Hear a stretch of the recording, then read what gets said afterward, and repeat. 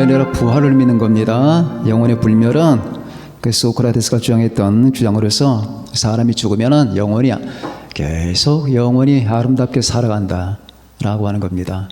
기독교의 영혼론은 그게 아니에요. 악을 행하고 하나님을 떠난 자는 불멸은 불멸인데 영원히 고통받는 곳으로 가게 되고, 하나님을 믿고 예수 그리스도 안에 거하는 사람들은 영원히 아름다운 곳으로 갑니다. 우리는 부활 사상이지 영원 불멸 사상이 아니에요. 영원 불멸은 불멸이지만 한 단계 더 높은 거죠. 자, 오늘 여러분과 저는 오늘 말씀의 제목이 뭡니까? 노정이 바뀌다. 인생 노정이 바뀌다. 모든 사람은 인생에 노정이 있어요. 노정이 있습니다. 그 노정이 똑같아요. 이 똑같은 노정은 변할 수가 없습니다. 모든 사람은 다 똑같아요. 그런데 딱 한 종류의 사람, 예수 그리스도를 믿고 그분과 연합된 사람들은 노정이 바뀝니다. 자, 오늘은 모든 사람이 가는 노정과 그리고 바뀐 노정, 이 두 가지. 첫 번째, 모든 일반인들은 출생에서 무덤으로 갑니다. 이건 안 변합니다. 사람이 태어나는 것은 살자고 태어나는 거죠. 근데 태어나자마자 죽음이 시작됩니다. 이 묘한 관계를 어떻게 해결하랴? 다시 말하면 생명과 죽음이 동시에 시작이에요. 그렇지 않습니까? 이제 어머니 배에서 태어난 애들은 죽으러 가는 거예요. 살러 가기도 하지만 죽으러 가는 겁니다. 여러분 이 사실을 보셔야 됩니다. 여러분 살러 지금 가는 것만이 아니라 죽으러 가는 거예요. 삶과 죽음이 동시에 시작되는 거예요. 이것은 인간이 하나님을 배반했을 때 발생한 돌연변입니다. 하나님은 사람을 영원히 살게 만들고자 하셨는데 인간이 여기다가 쐐기를 박았어요. 자, 모든 사람은 출생에서 무덤으로 간다. 오늘 여기 본문에 보면은 잘 보여줍니다. 이 여자들이 무덤을 보러 가잖아요. 예수님의 무덤을 보러 갑니다. 자기들의 사랑하는 스승, 자기의 신앙과 소망이었던 그분이 죽었습니다. 그러니 그들의 희망도 죽었고 믿음도 죽은 거예요. 가장 사람이 비참할 때는 배고플 때가 아닙니다. 사람이 가장 처참할 때는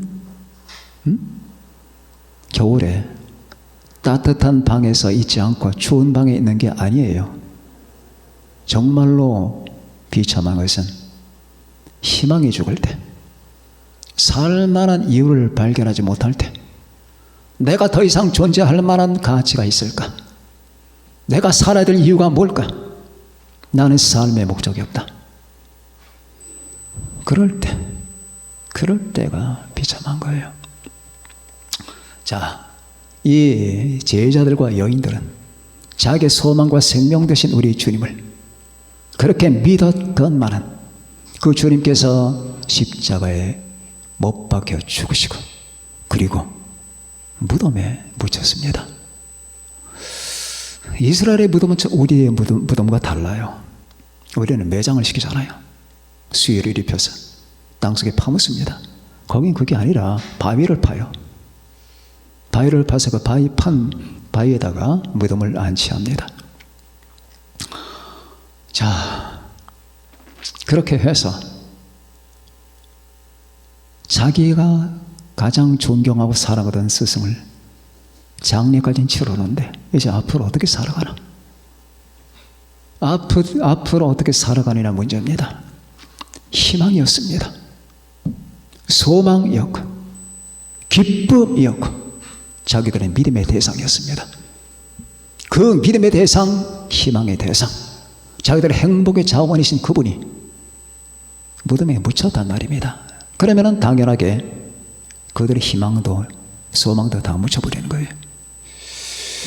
그 주님을 지금 보러 가는 거예요. 잘 계신가? 부패 과정을 어떻게 진행되고 있을까 보러 가는 겁니다. 그게 끝이에요. 부활이 없다면 그게 끝이에요. 태어났던 여자들은 자기의 스승이신 예수님의 시체로 보기 위해서 가는 거예요. 그러나 이 세상 사람들은 태어나서 뭔가를 붙잡아 보려고 아웅대면서 바동대면서 살았는데 결국 무덤에 가는 겁니다. 아인슈타인 상대성 이론 발표하고 나서 무덤에 갔습니다. 괴테 파우스트 작품 만들고 나서 무덤에 갑니다. 셰익스피어 4대 비극 다 만들고 사람들에게 칭송을 받지만은 무덤에 가는 거예요. 무덤에 가기 위해서 그렇게 하는 것 같이 보입니다. 피할 길이 없습니다.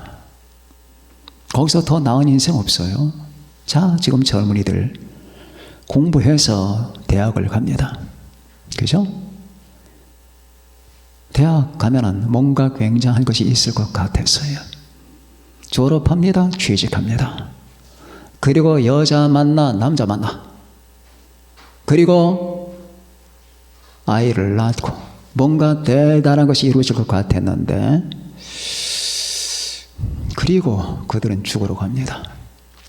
가족 중에 한 사람이 죽어요. 그 다음에 또 한 사람이 죽습니다. 내리 장례를 치르게 됩니다. 그러면서 그들이 발견하는 건 뭘까?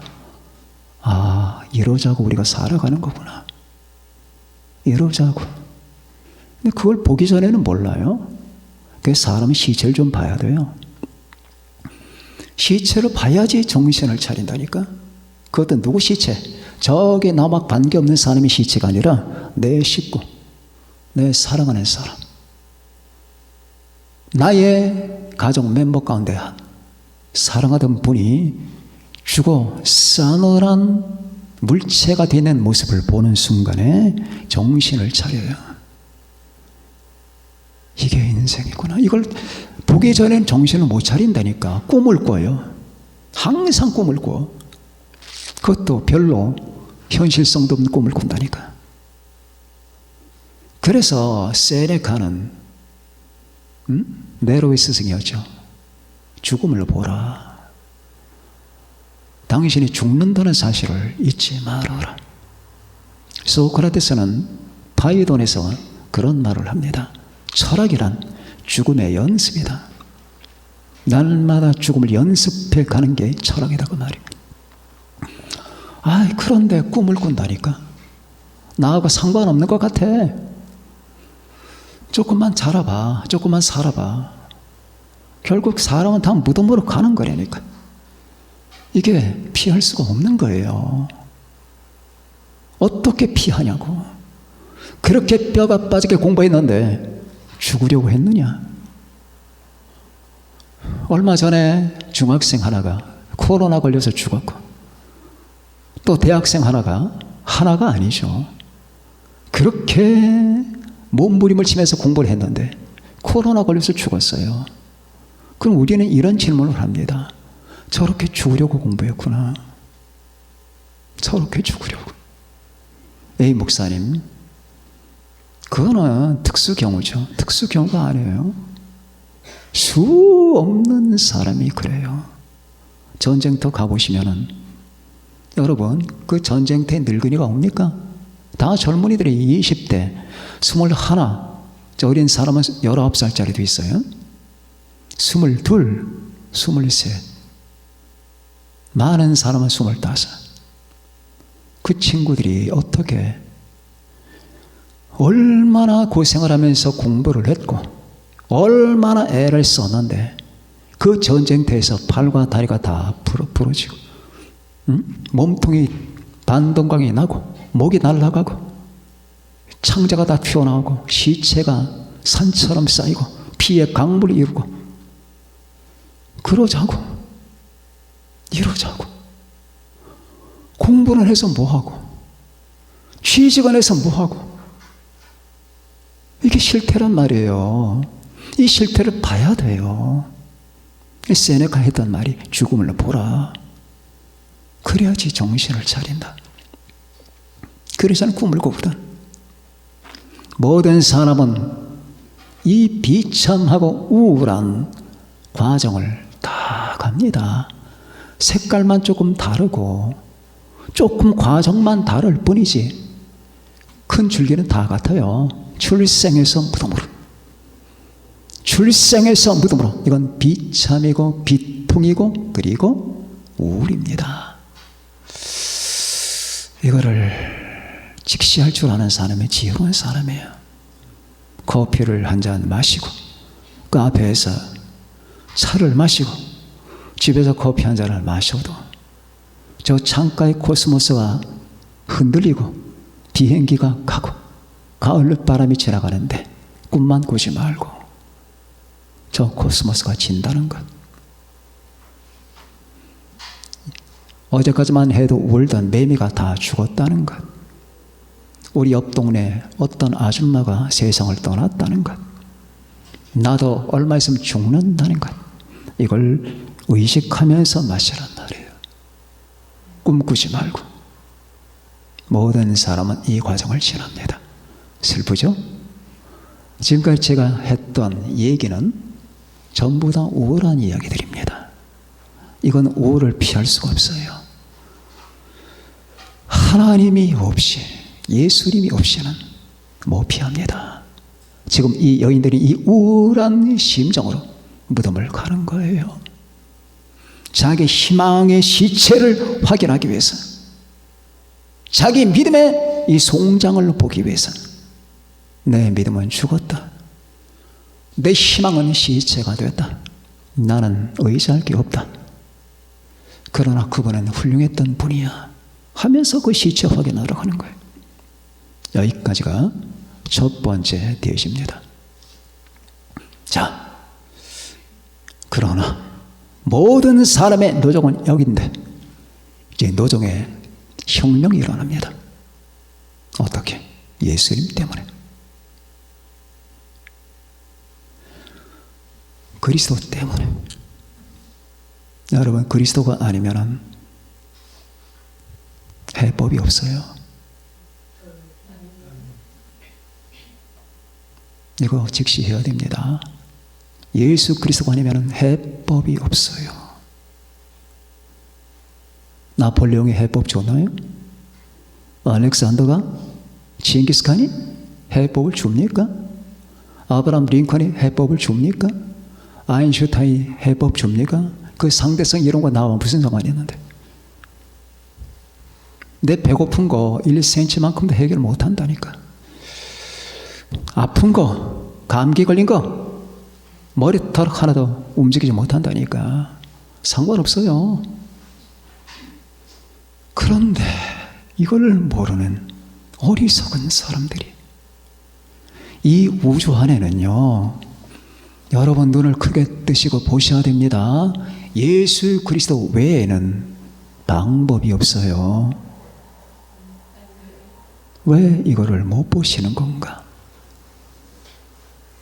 예수 그리스도 하나님의 아들 여러분의 생명 외에는 희망이 없어요. 모든 사람은 다 무덤으로 가.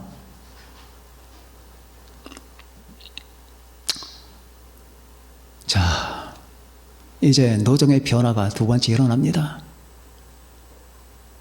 그 시체를 보러 갔던 여인들은 무덤에서 놀라운 장면을 봅니다. 대천사가 나타났어요. 어떻게 나타나나? 번쩍 하늘이 번쩍하더니 천사 둘이 나타납니다. 그 천사를 보자마자 주변에 그 건장했던 경비원들이 다 도망갑니다. 무서워서. 천사 앞에 그렇게 도망가는 인생들이 하나님 앞에 그렇게 담대해요. 천사들은 그 예수님의 종들이거든. 왜 여기 왔느냐? 너에게 어떻게 말씀하셨느냐? 살아난다고 하지 않았느냐? 갈릴리로 가라. 거기서 너희들은 너희들의 주를 만날 것이다. 그 소식을 듣고 이제 바뀌는 겁니다. 어떻게? 여기서 무서움과 큰 기쁨이라고 했어요. 그렇죠? 몇 절입니까? 8절. 이게 기독교의 감정이라는 거예요. 무서움과 큰 기쁨, 전율과 기쁨, 전율과 기쁨이라는 거예요. 여러분 기독교 신앙을 가지면 이걸 알아야 돼요. 착하고 안 착하를 따지는 게 아니에요. 잘 살고 못 살고가 아닙니다. 그러니까 신앙이 안 자라는 거예요. 우리가 하나님을 만났을 때, 주님을 만났을 때 어떨 것 같아요? 온몸이 떨릴 겁니다. 그래서 주님을 만난 사람은 전부 그 앞에 다 엎어지고 말았어요. 구약에서 예수 그리스도 미리 나타나신 주님을 만나는 순간에 다니엘은 그냥 그 자리를 폭 꼬꾸라집니다. 나무 토막처럼. 사도 요한도 마찬가지였어요. 부활하신 주님이 나타나셨을 때 그 모습을 보자마자 사도 요한은 그냥 폭 시체처럼 쓰러집니다. 그때 주님께서 다가오셔서 무서워하지 말라 하면서 등을 어루만져 주십니다. 그제서 정신을 차립니다. 무서움과 큰 기독교의 신앙은 이거예요. 그러니까 도덕적인 차원을 자꾸 찾거나 철학적인 면을 찾으면 방법이 안 나와요. 하나님을 만나고 예수님을 만날 때 우리에게는 엄청난 이 빛의 파도가 오는 거예요. 감격과 기쁨과 놀람의 파도가 나에게 쇄도할 때에 그 파도가 나를 휩쓸어버리고 나는 사라져버립니다. 우리 주님이 누군지, 하나님이 누군지, 복음이 뭔지, 십자가의 진리가 무엇인지를 발견하는 순간 바로 그래요. 목사님이나 성도들이나 지나가다 제가 보니까 그 전동 휠체어 타고 다니시는 어떤 분 귀에 현수막이 걸려 있는데 몸도 성치 않은 분인데 그 조그만 전동 휠체어, 주 예수를 믿으라. 그리하면 너와 내 집이 구원을 받으리라. 수고하고 무거운 짐진 자들아 다 내게로 오라. 내가 너를 쉬게 하리라. 이 문구를 달고 다니는 거예요. 지나가는 사람이 콧방귀 안 뀌겠습니까? 아이고 지질에도 못난 인간, 차도 없는 자가 무슨 놈의 주 예수를 믿어라. 여러분 그 사람들이 바보 같습니까? 무서움과 큰 기쁨을 발견한 거예요. 아는 거예요. 예수님을 만났을 때, 하나님을 만났을 때, 하나님의 성령을 받을 때의 그 경이감, 그때는 부활의 감각이거든. 가슴 떨리고. 여러분 지금도 기억나는데 여러분 앞에서, 여러분 자리에서 설교 들 때면은 수만 볼트가 저를 지나갔어요. 제가 15살 때부터 그 현상이 나타났는데 그게 30대까지, 30세 되기 전까지 말씀만 들으면 그냥 수만 볼트가 지나가는 거예요. 쫙! 머리에서 발끝까지 수만 볼트가 막 자지러질 정도로 쫙 뻗어요. 막 소름 끼치는 수만 볼트가 머리끝에서부터 말씀만 들으면 하나님의 말씀, 예수 그리스도의 그 복음을 들으면 그런 현상들이 나타났어요. 그러니 제가 어떻게 감격을 안 할 수가 있겠고, 어떻게 내가 이 진리를 진리라고 얘기를 안 할 수가 있겠냐고요.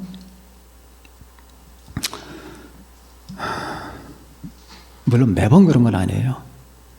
1년에 한 10대번씩 10번 막 폭풍처럼 지나갑니다. 자, 이제 바뀝니다.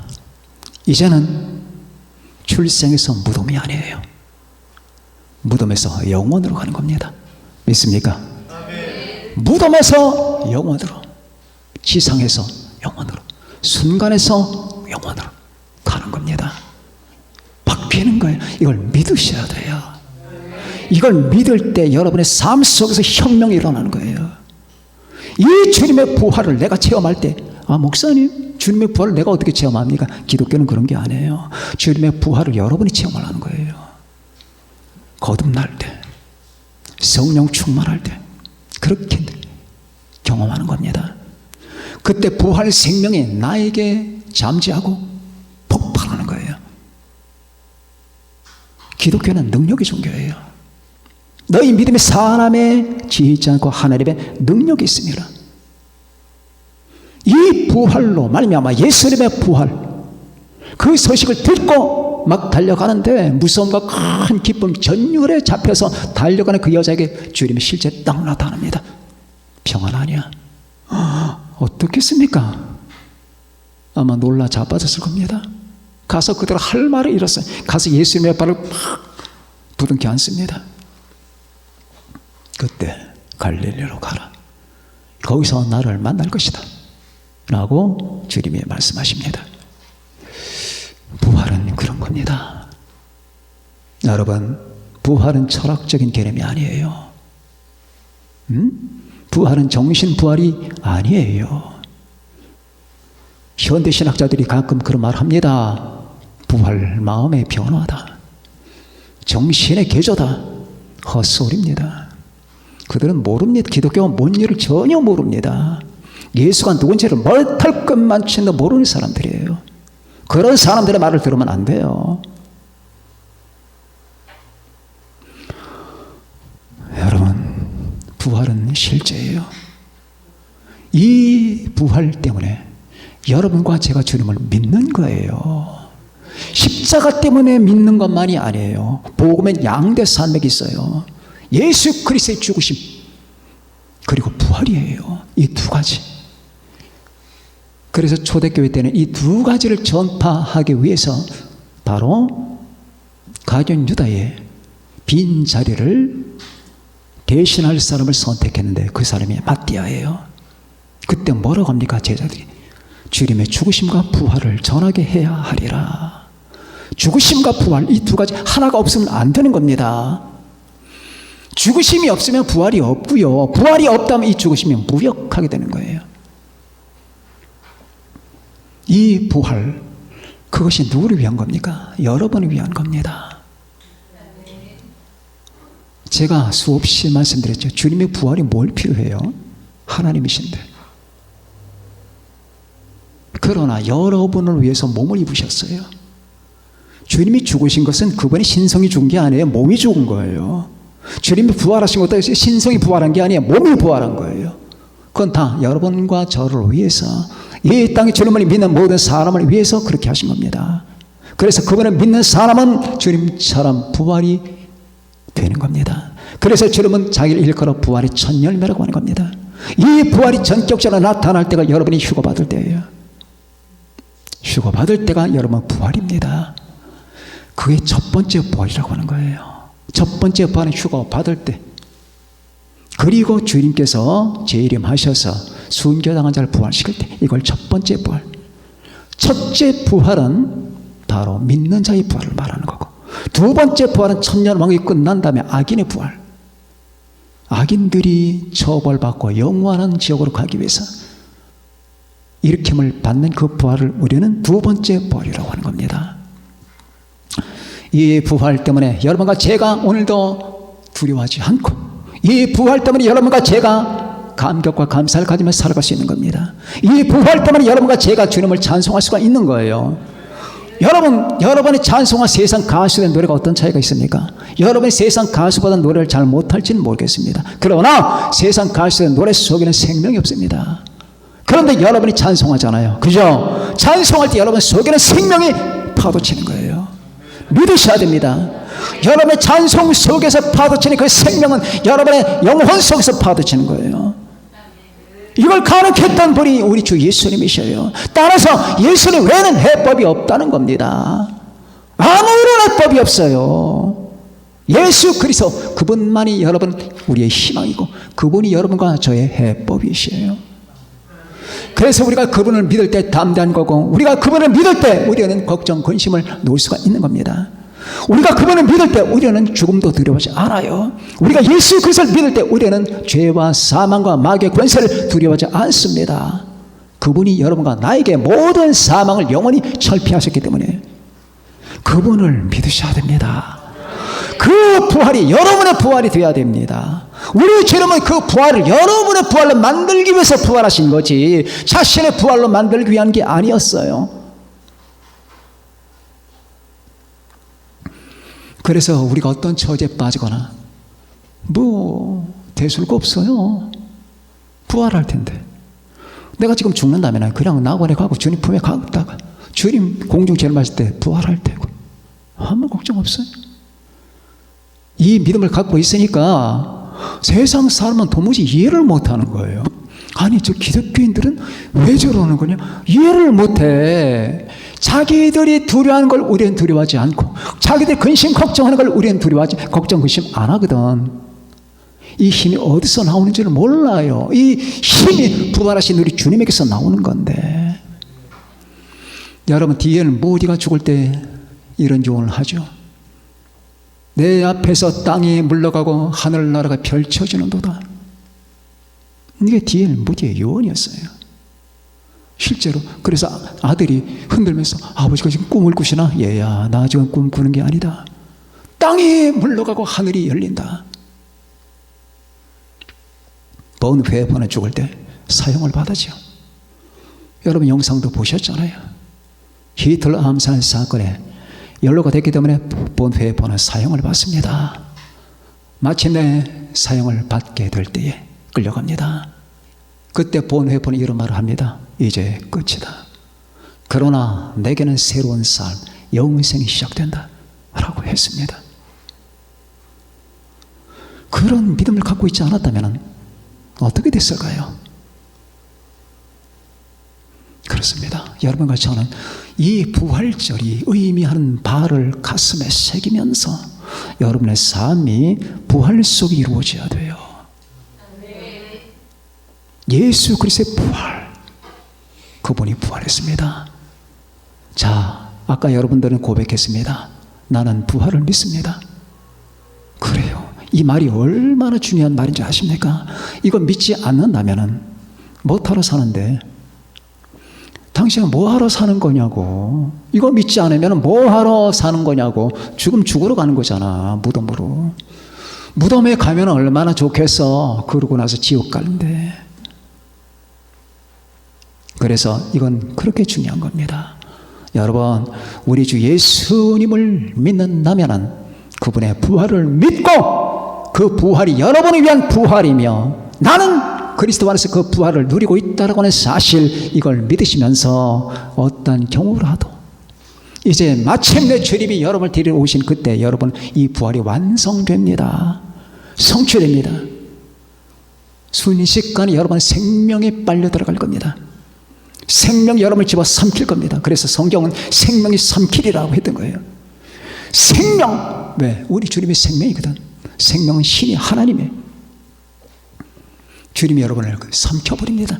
그럼 이 죽음의 모든 권세들은 다 떨어져 나가고 여러분은 영원히 주님 품으로 가게 되는 거예요. 그게 휴거의 발생에 이루어질 사건들입니다. 그 나라가 지금 다가오고 있습니다. 그 때가 여러분에게 다가오고 있습니다. 믿으시고 여러분을 대기하시고 항상 오늘 이 여인들의 감정처럼 이 무서움, 경이감과 떨림과 기쁨을, 감격을 잃지 않는 여러분과 제가 되시기를 바랍니다. 기도하시겠습니다. 다 같이 오늘을 맞은 여러분과 제가 여러분 주님께 기도해 봅시다. 주여 제게 부활신앙을 더 증가시켜 주시옵소서.